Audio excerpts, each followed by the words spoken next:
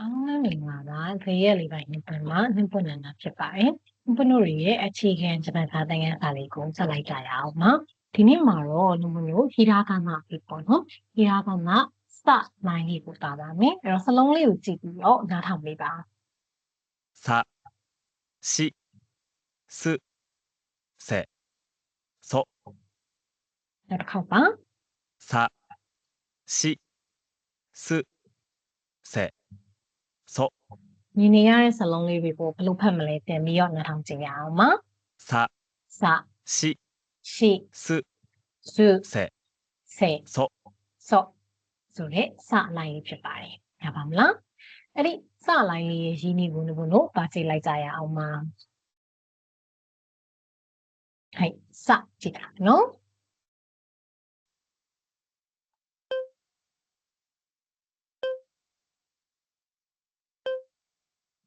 ဖက်ချက်လေးဒီခုနကတော့ငါ PowerPoint slide မှာပြခဲ့တာအတန်နားထောင်ခဲ့တဲ့စလေးနဲ့နည်းနည်းလေးကွဲနေတာဆွဲချက်လေးကွဲနေတာကိုတွေ့ရမှာပါအဲ့တော့အခုလိုရေးလဲရတယ်slide ထဲမှာပြသလိုရေးလဲရပါတယ်ဒါနှစ်ပွင့်ကတော့ဒီ website ထဲမှာပါတယ်ဒီနည်းလမ်းလေးကိုပဲအရင်သင်ပေးပါမယ်နော်စအရင်နည်းဖြစ်ပါတယ်ပြန်ကြည့်ပါ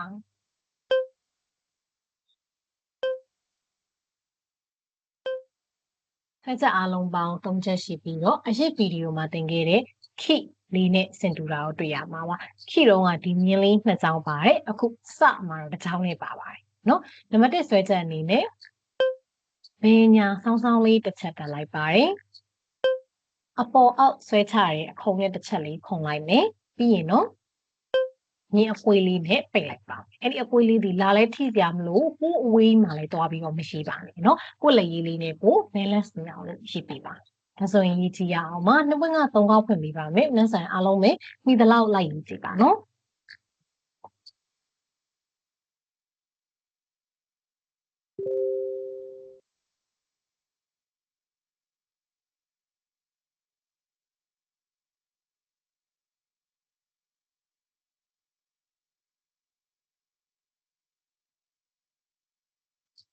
ဆိုတဲ့စပြီးတော့ရင်တော့ရှိပြီးပါမယ်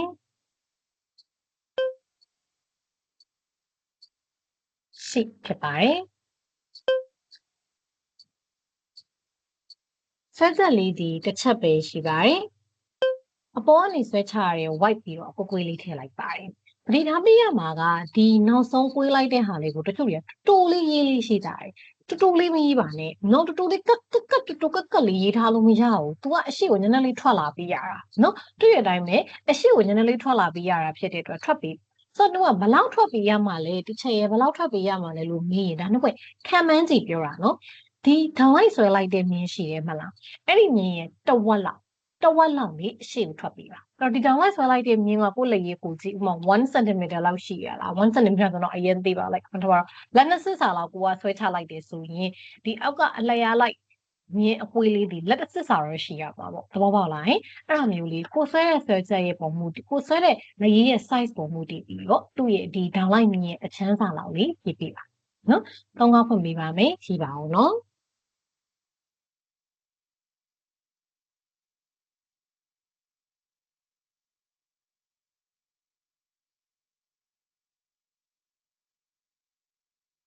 ဒါဆိုရင်တော့ရှိလေးရပါပြီရှိပြီးသွားရင်စုလာပါမယ်ကြည့်ရအောင်ပါ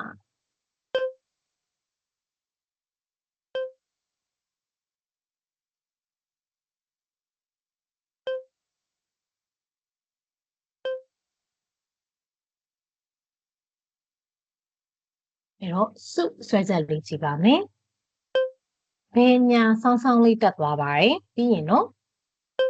အပေါ်အောက်ဆွဲချတဲ့အစံလေးထည့်ပြီးတော့ကိုကွေးလေးပြန်ဆွဲချပါတယ်အဲ့တော့အစံလေးဒီထင်သာမြင်သာရှိအောင်လို့ထင်းလေးထည့်ပေးရမယ်နော်ပစ္စည်းတသေးလေးလောက်ထားလို့မရဟုတ်ပြီလားနော်ကြည့်ပါကဲ3ခေါက်ဖွင့်ပေးပါမယ်မိသလောက်ယူပါရှင်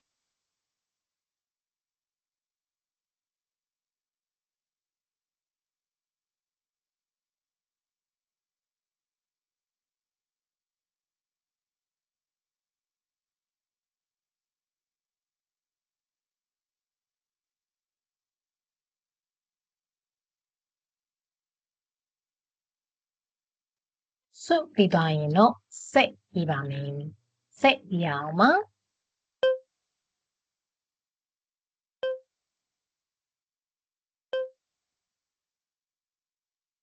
ဆွဲချက်၃ချက်ပါတဲ့စိတ်ဖြစ်ပါတယ်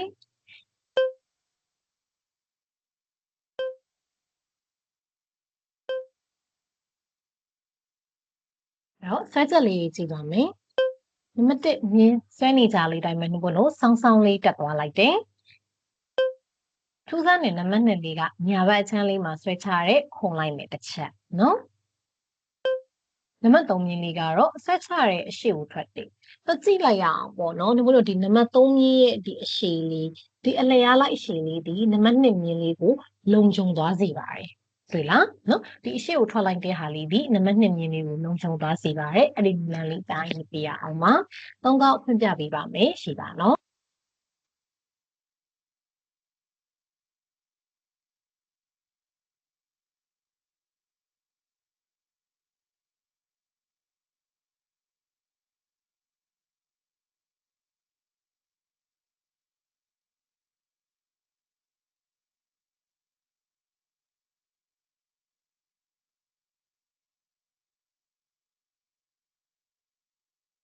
စိတ်လေးပြီးရင်တော့စုပ်ရေးပါမယ်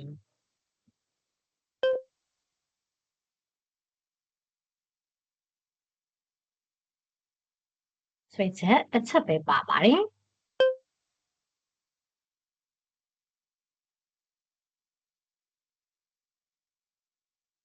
အရင်ဆုံး Z English letter Z ပုံစံမျိုးလေးရေးလိုက်ပါတယ်အဲ့တော့ Z လေးကိုရေးလိုက်ရင်လည်းပေါ့နော်အောက်မြင်းလေးကတော့နည်းနည်းရှည်ရှည်လေးเนาะအလျားလိုက်မြင်းနှကောင်ကိုရှင်းစီပါအောက်မြင်းလေးကပိုရှိပါတယ်ဆွဲလာလိုက်တဲ့အောက်မြင်းလေးကိုရှည်ရှည်လေးဆွဲပြီးတဲ့အခါမှာတော့ခြေထောက်ကိုကွေးလေးတက်လိုက်ပါတယ်ထူးထူးဆန်းဆန်းခြေထောက်ကလေးကဘာဖြစ်နေလဲဆိုရင်ကွေးနေတာကိုတွေ့ရမှာပါဒါလေးဒီစုပ်ဖြစ်ပါတယ်၃ခေါက်ဖွင့်ပေးပါမယ်ဒီပါရှင်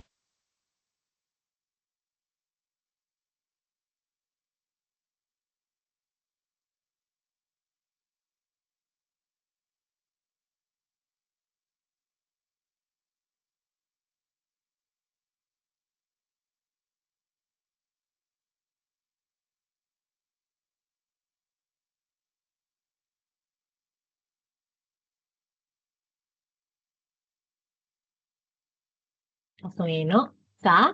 ရှိစုစေဆော့လေးရေးလို့ပြီးသွားပါပြီနောက်တစ်လိုင်းရေးပုံကြည့်လိုက်ကြရအောင်ပါအခုတော့ PowerPoint slide လေးကို share ပေးလိုက်ပါတယ်さနောက်တစ်လိုင်းဖြစ်ပါတယ်နားထောင်ပါたちつてとနောက်တစ်ခါたちつてとဘာလဲဆိုရင်တာချီစတဲ့တို့နားထောင်ရင်လိုက်ဆိုရအောင်ပါたထちချီつစてတဲ့とထုတ်ရပါမလားဒါဆိုရင်စလုံးလေးတွေစပြီးတော့အရေးကြီးကြပါမယ်နော်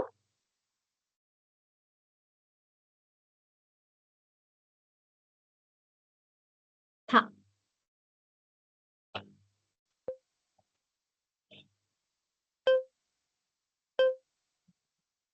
ဆွဲချက်အလုံးပေါင်း၄ချက်ပါပါတယ်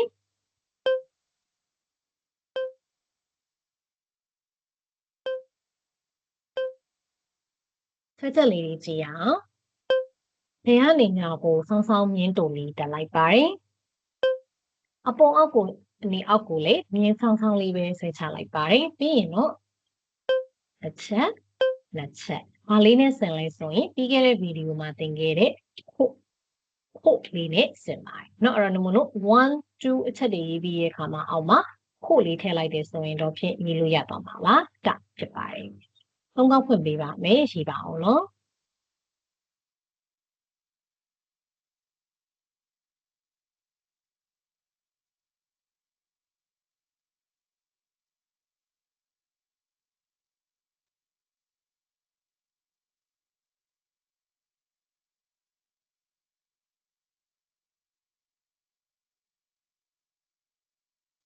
ထရပြီဆိုရင်ချစ်ရေးပါမယ်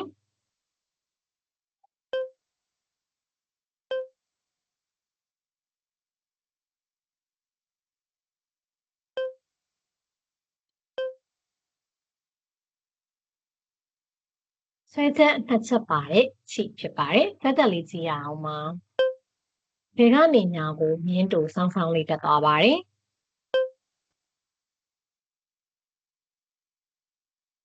အဲ့ပြီးသွားလို့ရှိရင်တော့မြင်းဆောင်လေးပေါ့နော်။ကိုယ့်ရဲ့အရှိတ်ဘက်ကိုဆောင်းတဲ့မြင်းဆောင်လေးရဲ့ပြီးရင်တစ်ပုံစံမျိုးလေးရေးလိုက်ပါတယ်။တစ်တော့မဟုတ်ပါဘူး။တစ်ကလေးနဲ့ဆင်လို့ငါဥပမာပေးပြီးပြပြတာပါ။နော်အဲ့တော့သုံးခေါက်ဖွင့်ပေးပါမယ်ရေးရအောင်ရှင်။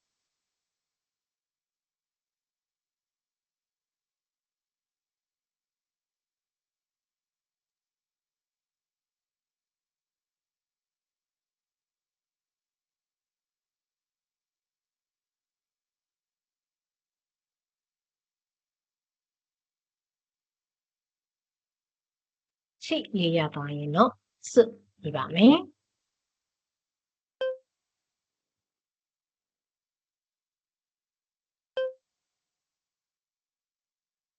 စွမှာဆွဲချက်လေးတစ်ချက်ပဲပါပါတယ်နော်အဲ့တော့ကိုလေးတက်သွားတယ်ပြီးတော့ဖောင်းဖောင်းလေးဆွဲပြီးတော့ပြန်ဝိုက်ချပါတယ်မြင်းမော့တင်ကြီးဖို့မမေ့ပါနဲ့ကြည့်ပါနော်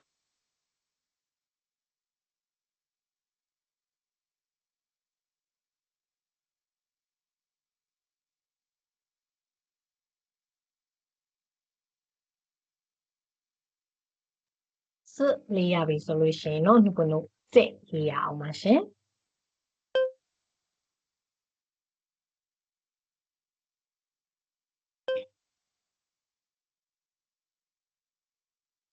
စက်ကလည်းပဲဆွဲချက်လေးတစ်ချက်ပဲပါပါတယ်ဘေးညာဆောင်းဆောင်းလေးတက်သွားတယ်ပြီးရင်တော့ခြေထောက်ကွေးလေးထည့်လိုက်ပါတယ်သူလေးပဲခြေထောက်ကွေးလေးပါနော်ဟုတ်ရေးရအောင်ပါတက်တက်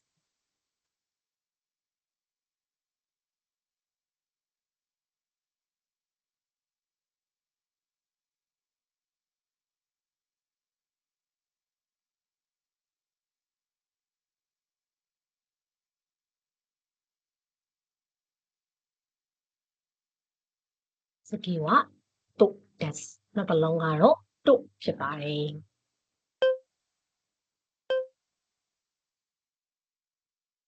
ဆွဲချက်နှစ်ချက်ပါပါတယ်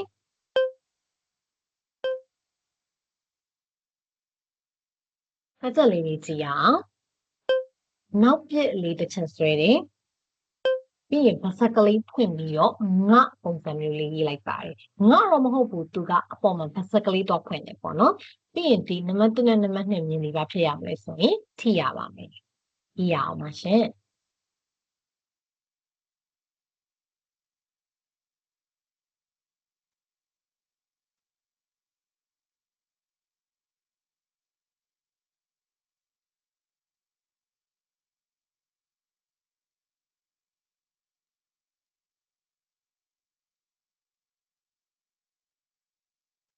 အခုဆိုရင်ဘုန်းတို့ရေးခဲ့တာဒီဓာချီစတေထောဆိုရဲဓာလိုင်းလေးဖြစ်ပါတယ်နောက်တစ်လိုင်းလေးကိုတွားယူရအောင်ပါနောက်တစ်လိုင်းကတော့နာလိုင်းမှာနားထောင်ပါမယ်なにぬ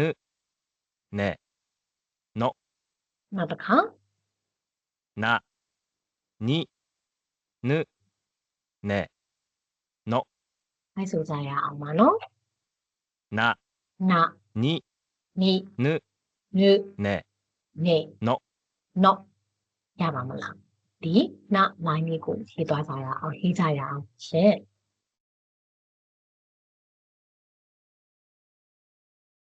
ကြည့်ပါမယ်အင်းဆုံးနာတက်နာမီပါ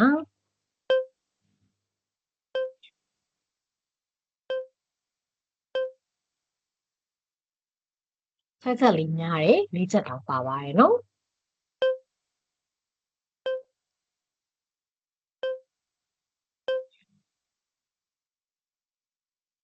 ဆက်ချက်လေးကြည့်ပါမယ်ဘယ်ညာမြင်းတုံလေးတက်ပါတယ်အပေါ်အောက်မြင်းဆောင်လေးဆွဲလိုက်ပါတယ်နောက်ပြစ်လေးလို့ဆွဲတဲ့အစံလေးခုံလိုက်ပါမယ်နော်အစံလေးထည့်တယ်လို့မျိုးလေးထည့်လိုက်တယ်နံပါတ်၄ကတော့ဒီပွင့်တို့တက်တက်လေးဆွဲချပြီးတော့အစံလေးထည့်တဲ့အပြည့်ကိုထွက်တယ်ပေါ့နော်နှာခမ်းမွေးလေးထွက်တာပေါ့နော်တက်တက်လေးဆွဲချတယ်အစံလေးထည့်တယ်ပြီးရင်တော့နှာခမ်းမွေးလေးထွက်ပြီးရမှာဖြစ်ပါတယ်ခိုးလေးကနာတက်ဒါလေးကနာဖြစ်ပါတယ် ဆွဲချက်လေးနည်းနည်းများပေါ့ညပွင့်ထားလေးကိုတော့၄ခေါက်ဖွင့်ပေးပါမယ်ရှိရအောင်ပါနော်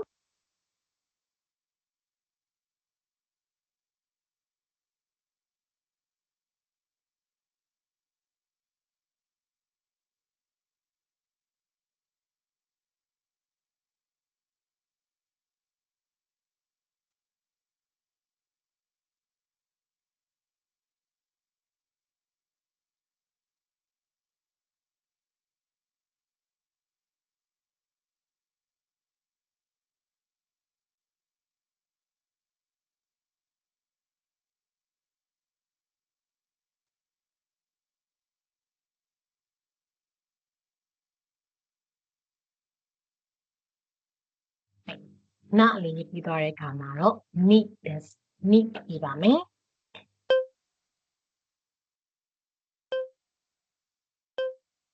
သူ့ဆွဲချက်လေးကတော့ရှင်းပါတယ်ပြီးတော့၃ချက်ပဲပါပါတယ်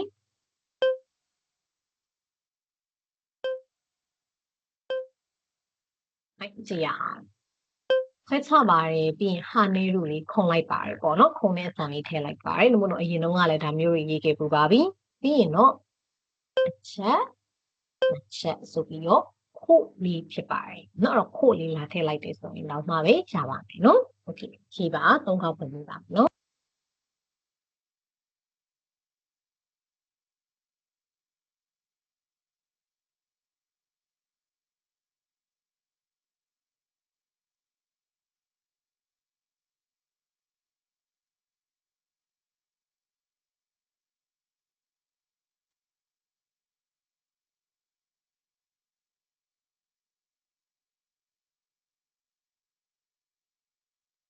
နိလေးရရင်တော့နုရေးပါမယ်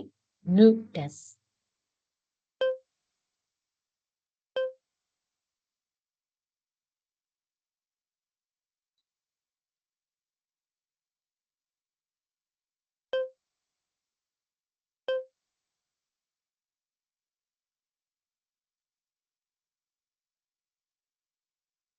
နံပါတ်1မြင်းလေးဒီကိုခွေလေးဆောင်းဆောင်းလေးဆွဲချပါတယ်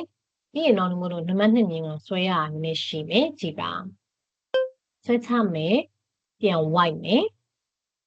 ခုံးလေးပြန်ဝိုက်ပြီးအဆန်လေးထည့်တယ်နှာခမ်းမွေးလေးထွက်လိုက်ပါတယ်เนาะနောက်ဆုံးမှာနှာခမ်းမွေးလေးထွက်လိုက်ပါတယ်เนาะကြည့်ပါ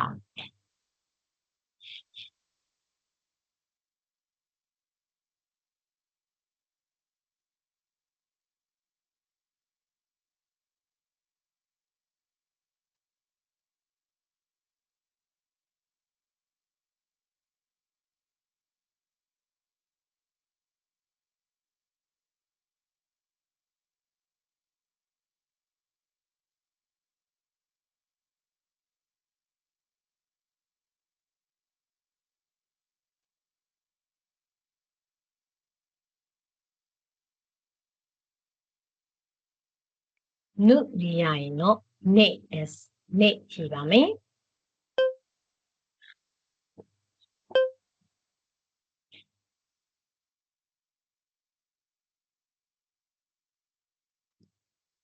ဖက်ချက်လေးကတော့2ချက်ပဲပါပါတယ်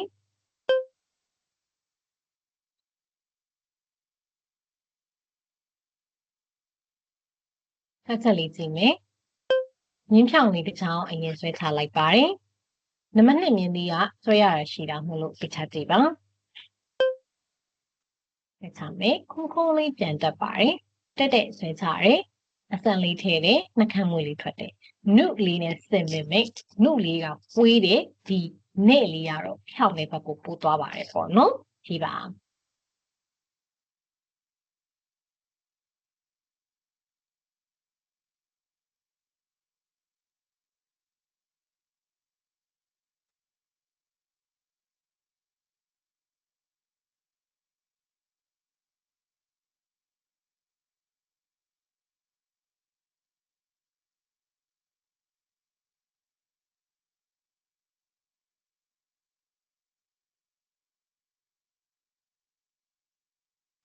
နဲ့အရရင်တော့နောက်ဆုံးတစ်လုံးက no ဖြစ်ပါတယ်ရှင်ကြည့်အောင်ပါ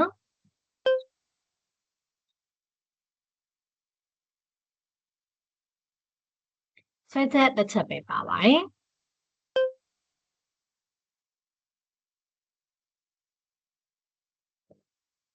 ဆွဲချမယ်နော်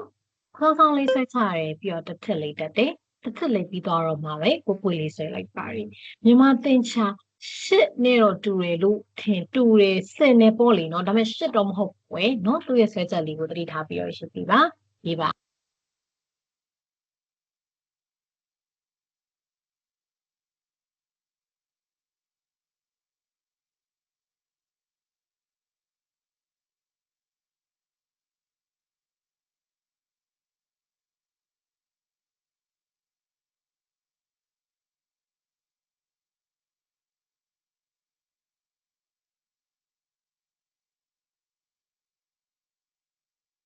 အဲဆိုရင်နော်မိလေးပြီးသားပါပြီတော့ဒီခုတော့ဒီနေ့သင်ခန်းစာလေးတွေမှာစလိုင်းရဲ့ကလိုင်းရဲ့နလိုင်းရဲ့သုံးလိုင်းပေါ့နော်ဒီသုံးလိုင်းရဲ့ဟိရာကနာရင်းကြီးလေးတွေကိုသင်ကြားပေးခဲ့ပါတယ်ဒီဗီဒီယိုလေးကိုတော့ဒီဝင်ကဒီမှာပဲဆုံးသတ်လိုက်ပါမယ်နောက်သင်ခန်းစာဗီဒီယိုမှာလည်းဟိရာကနာရင်းကြီးလေးတွေကိုဆက်ပြီးတော့လေ့လာကြရအောင်ပါနော်အားလုံးပဲပါရပြောရှင်းစရာကောင်းတဲ့နေ့ရက်လေးတစ်ရက်ပိုင်ဆိုင်နေကြပါပြီရှင်